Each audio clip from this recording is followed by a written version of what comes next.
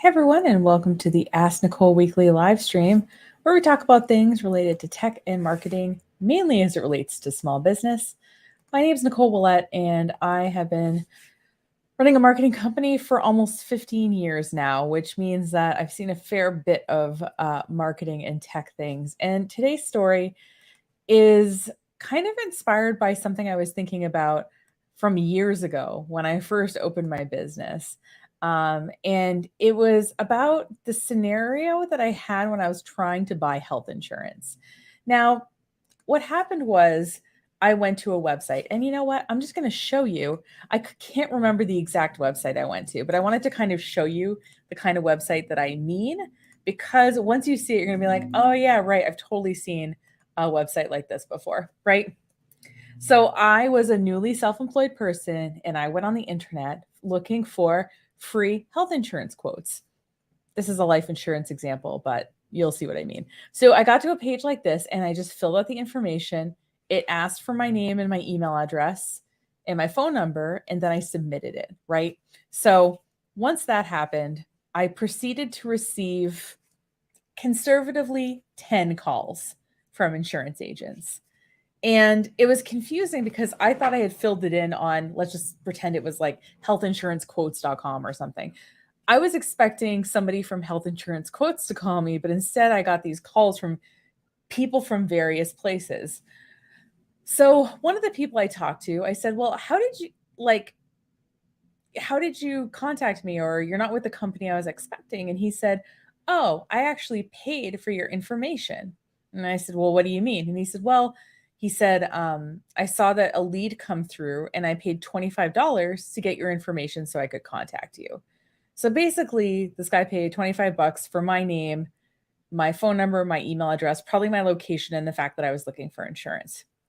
And so that made me, I was like, wow, what a crock. And clearly the website didn't have any reason to not just sell that same information to at least 10 other insurance agents. So I was like, okay, they made 25 bucks times 10 just on me filling out the information.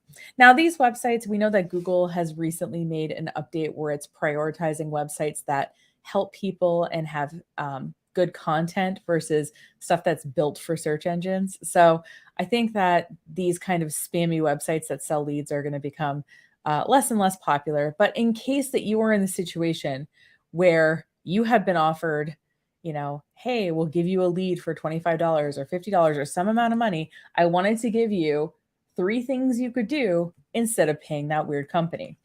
So all of these, like I said, they're pretty basic examples, and there are some more detailed videos about each of these concepts, I think, and I'll link them in the show notes in case you want to sort of learn a little bit more about them. But I just wanted to put this idea in your head that you don't have to pay for leads, that you can get your own, and it's going to be a lot cheaper or comparably priced at $25 a lead, and they're going to be probably better for you.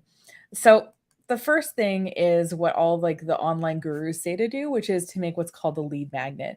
What that means is something of value that someone will give an email address to get. It could be an ebook, it could be a course, it could be something like that.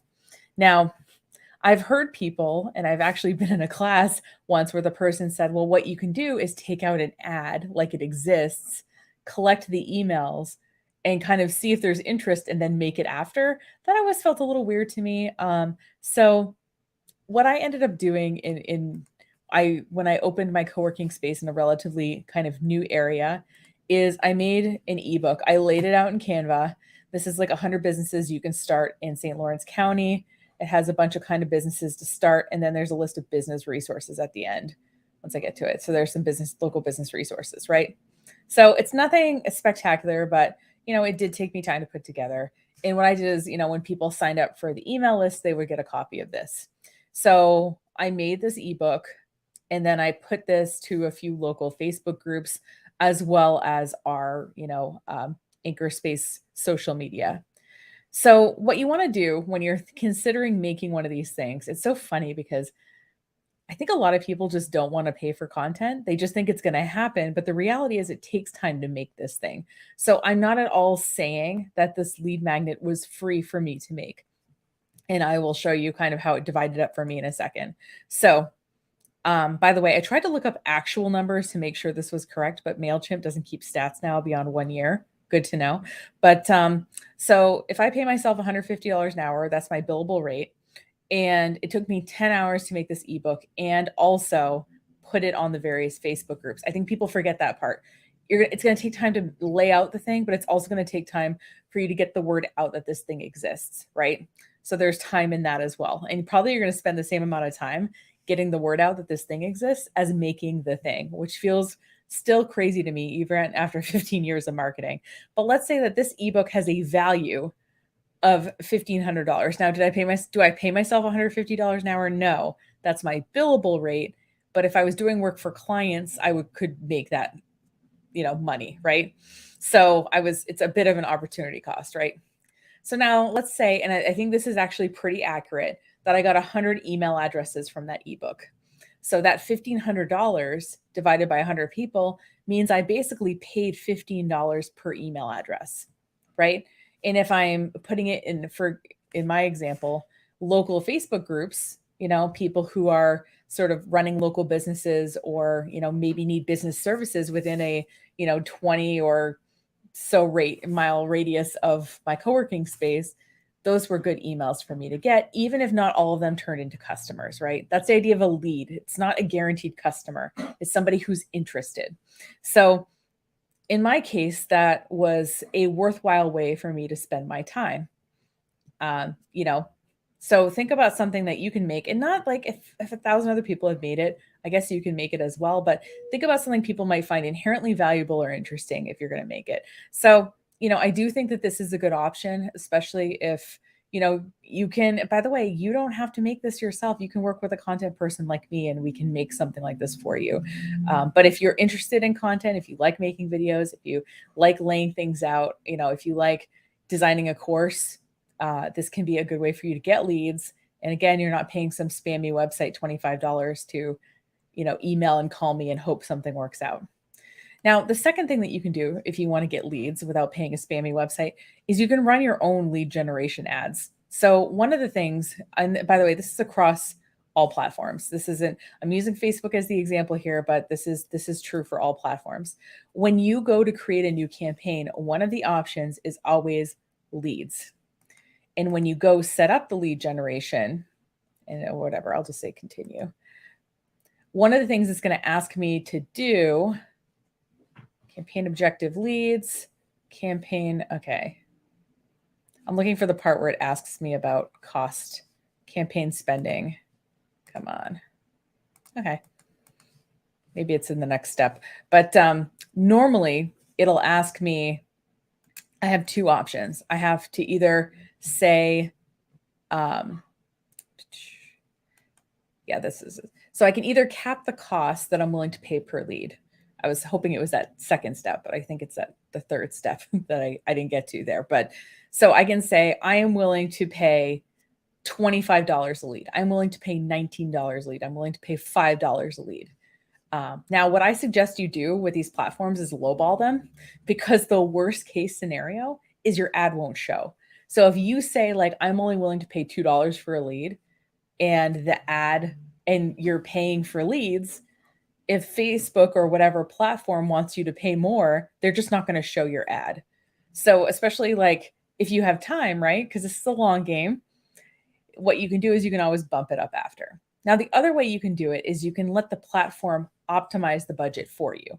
Now, if you're going to do this, that's totally fine too. But what I would do is say, oh yeah, platform, optimize the budget for me. And then I would check, 24 hours later and see what kind of cost they're getting for you. And then you can decide like, oh, wow, I'm paying, $28 a lead. I don't want to pay that. And you can just turn it off, but you probably only, paid that 2 or 3 times in that period of time, especially if you've targeted your audience. So when you run your own lead generation ads, you basically have to consider like sort of your customer value and your closing rate, right?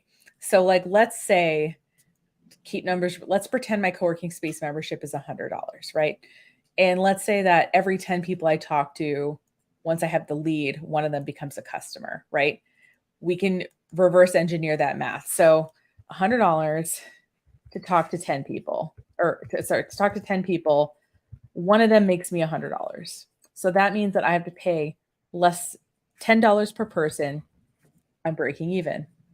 I ideally want to pay less than that, right? So I am not, if I look at my budget and see it's spending $13 or $15 per lead, that's not working well for me. And that's not either not a good platform for me, or maybe there's something wrong with the way I'm communicating about the offer that isn't appealing to the group of people I wanted to appeal to.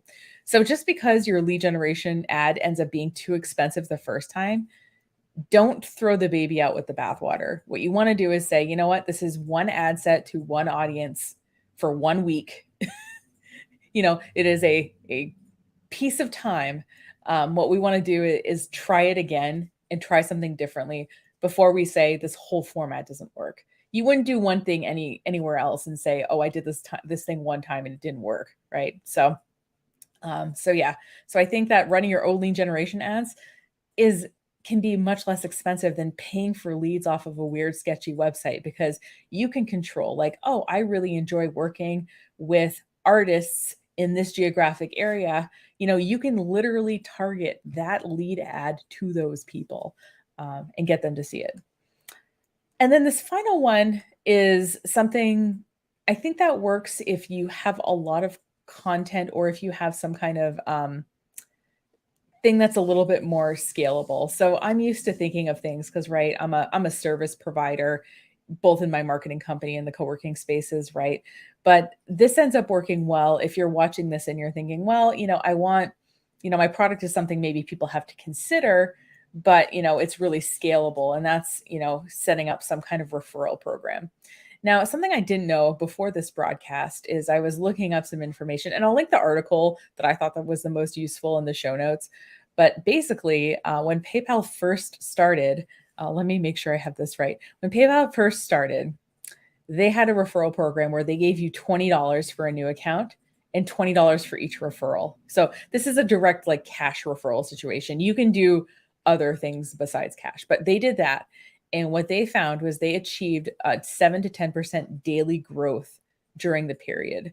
And they built their user base to over 100 million people. So now, obviously, like I said, probably most people watching this are not in the PayPal Fortune 500 group of things. That's totally fine. Me neither. But what we can do is we can offer a way for people to refer our products and services. And I would rather pay them when they make a sale than, again, pay for some random lead off of a website. And this article I found has a lot of useful kind of ways that you can create this. And I guess in the case of, a service-based business, it would be more of a referral program, and in a more, consumer, goods products-based business, it would be more of a affiliate program. But it's the same idea, which is that instead of paying a random website $25 to talk to somebody, you're paying somebody when not only they refer, but they actually, make some kind of sale. Now, again, PayPal used cash, but Dropbox worked a little differently. And they said, okay, when you refer people, we're going to give you extra storage space, which is why I have a terabyte of storage on Dropbox, because I was one of the first, people I knew who was using it. And I just was like, oh, I've got a code. And it would get, so it's gotten a lot bigger over time. But so you can give away something that's of value to the customer that isn't cash if you want to sort of pay. A lot of companies use things like points, or, you buy 10 drinks, you get the 11th one for free, something like that. But yeah, like I said, I would rather pay all of these people. I would rather, pay in time for a designer or a content creator to make me something that I can get free email addresses with. I would rather pay an ad platform to run ads to my specific audience. I would rather pay a happy customer to make a referral that generates a sale for me than I would pay a spammy website to get a lead. And maybe hopefully after this broadcast, you're kind of more open to that as well. I think the popularity of these kind of websites is definitely going down, but yeah, this is a little bit of a PSA. So if you see a form like that and you're being asked for your contact information at the end, just wait for those phone calls. I think the second you press submit, you can probably expect a phone call. It's kind of crazy. But anyway, I hope you like this broadcast. And if you do, I hope you consider following me if you're not already, wherever you're watching this now. This goes live every Thursday at noon Eastern Standard Time. And if you want a more kind of streamlined place to see past broadcasts, we talk about like websites, social media. We've done broadcasts about things like making your website more accessible, or, we tried this, weird thing that someone told us would work on Facebook, and how did it work, or no-click SEO, that kind of thing. You can check out our YouTube channel playlist, or you can go to our website and the blog part and see stuff there. Thanks so much for watching. Have a great rest of your day, and see you next week. Take care.